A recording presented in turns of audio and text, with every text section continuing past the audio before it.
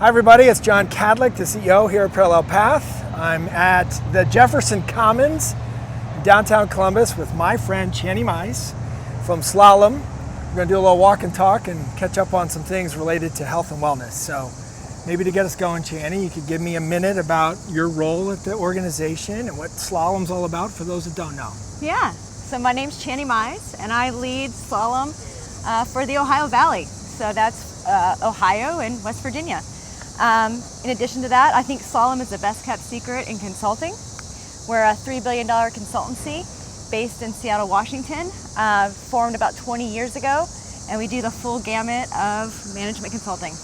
Pleasure to be here today. Well, I'm glad to get some time with you, as always. So obviously a lot of the chats I'm having are focused in the health and wellness space, which I know represents some of your customers, and you do a lot of work in consulting. So maybe just an obvious place to start is, as you look across the clients you work with, particularly in healthcare, are there any sort of trends you're seeing or technologies being deployed or experiences being created that you find interesting or innovative? Yeah, great question. You know, I think the big theme right now is actually generative AI, which I think we've all heard something about, right? Maybe a thing or two written about it somewhere. Yeah, I've heard about that, vaguely. Vaguely, yeah, it's a trend maybe.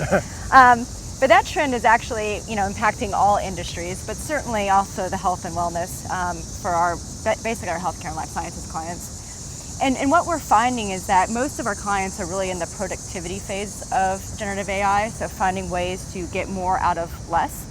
But interestingly, we are starting to see some clients move into what we call Horizon 2, which is marrying their IP with the productivity use cases of generative AI to find ways to bring more to their customers and bring more to their people in a way that's this, virtuous circle, if you will. Okay. And so a good example of that might be using generative AI to spot cancer on cells under a microscope, as an example.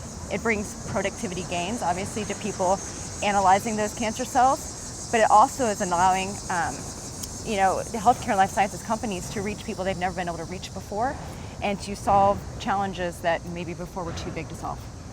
So when you talk about AI, obviously some people get nervous in a hurry, about turning themselves over to the so-called robots. And in those kind of cases, how do you work through the human component relative to the technology component? So someone could say maybe you're replacing the role of a lab technician or a scientist in that case, but it sounds like they need to actually work in partnership with each other in some ways.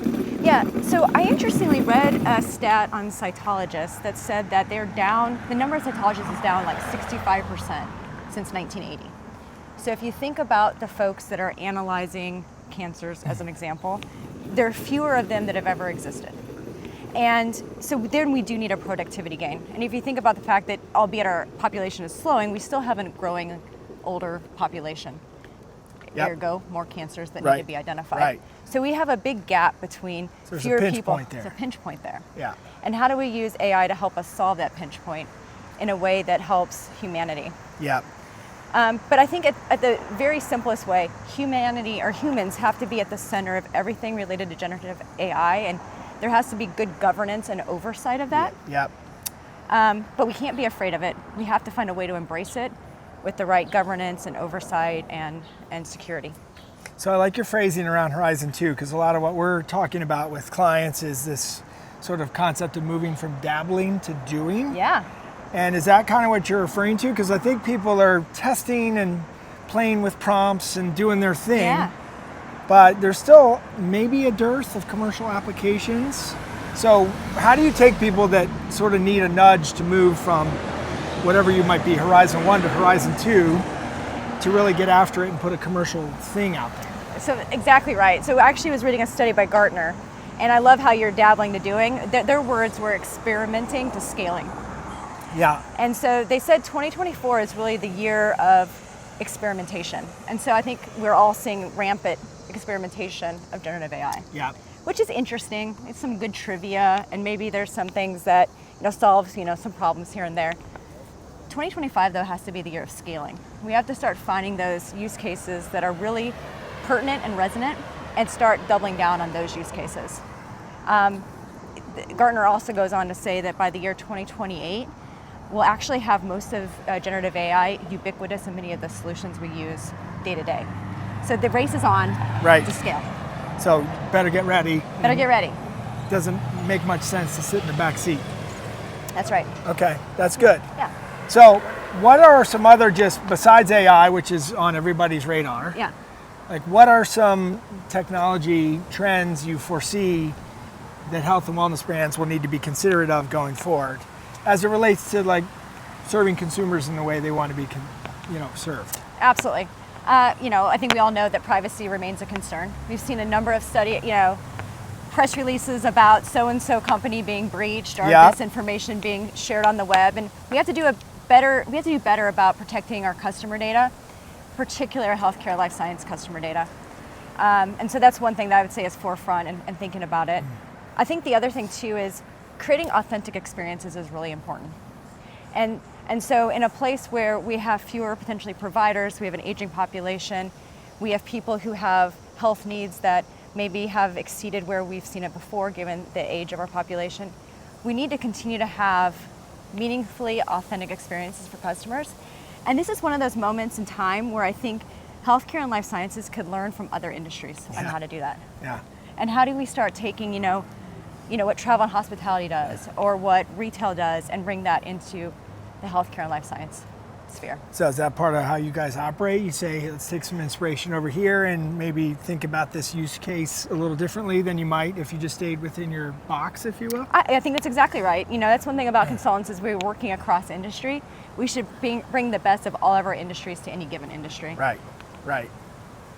Have you noticed any sort of push from younger generations to think about experiences differently than maybe, boomers or whatever? Let's not get into too much name calling back and forth here, but I've seen where, a Gen Z person who's trying to think about their own health and wellness really is more digitally native. Right. And they talk openly about mental health challenges and how it all fits into a 360 view of their own health and how they're very proactive and, maybe in different ways than prior generations. So I'm curious how that, impacts brands thinking about, we got to step up in a different way on serving these kinds of customers as we go forward. It's so interesting. I think my daughters are 7th graders. I think they're Gen Alpha, if I'm right. I think you're right. And they use words in a way that I never use words. And I'm learning from them, which is a lot of fun. But they tell me I'm preppy, which is not the preppy that I'm used to. Have you run into that? No, is that a good thing or bad thing if you're preppy? I'm still not exactly sure, but Google it. Okay, all right, I'll have to check out later and ask my own kids. It's funny because, especially generations Gen Z and Gen Alpha, they've grown up digital. They've grown up always having a cell phone in their hand or having some form of technology, and it's very native to them.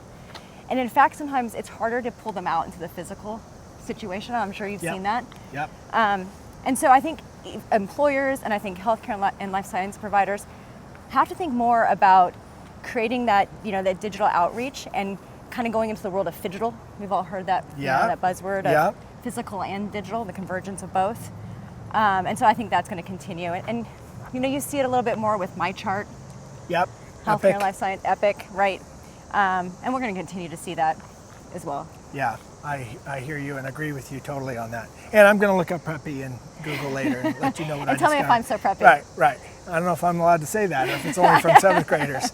So, well, maybe kind of bringing it home a bit, Channie, what's maybe one thing you do for your own personal health and wellness? Yeah. So I love my own personal health and wellness. So I love to work out. Okay. So I'm a big 4 a.m. waker-upper, get out there and I do the thing. And I love Orange Theory. So shout out to Orange Theory. And dare I say I love CrossFit. Do you? You do all these things? I do all these things. So I do 2 days of CrossFit, 3 days of Orange Theory, and more than 10,000 steps a day. That's my plan. And then I really try to eat well, but if I'm going to bend somewhere, I might be on having a good snack or enjoying my food, because life's short too. Well, it sounds like you're burning some serious calories. Well, I am, so it kind of gives me a little bit of That's leeway, right. hopefully. So you've taken me one last place. So we have a lot of customers in the fitness and recreation space. Yeah. And one of the things they're dealing with is that, maybe we can turn the circle just for a second.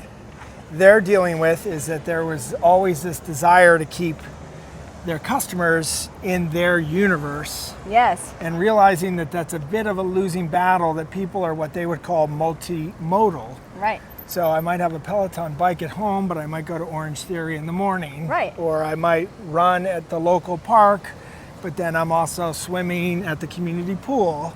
Yeah. And how to think about that person in their terms versus saying I have to capture 100% of their wallet and their experience. Yeah. So like Orange Theory, which I'm not an expert on, but I know enough to be dangerous, has rolled out a strength program to try and grab some of those people who would do their strength work elsewhere historically. But it sounds like you're exhibit A on this. Yeah. Because you use a lot of different experiences to get the job done. 100%. If I had more time in my day, I would be even more multimodal. So I would love to do more significant just weightlifting versus doing all this other stuff. But, there's only so many hours in the day. Right. I will say my CrossFit gym that will remain nameless, who is awesome, they try to keep me in there 5-6 days a week. But I find that my body does better if I have the ability to do different things. Mix it up. And so I love doing the CrossFit. It's great. Make sure I stretch, make sure I get my weightlifting in. But I love my Orange Theory because it gives me my endurance and my, cardio bump. Yeah. Yeah, that's interesting. Well, you're really emblematic of what's really common these days. So I appreciate the time together. It's always good to see you. It was such a pleasure. Thank you. Yes, so thanks for joining us, everybody, for the latest edition of Trail Talks. We'll see you out on the trail again here soon. Take care.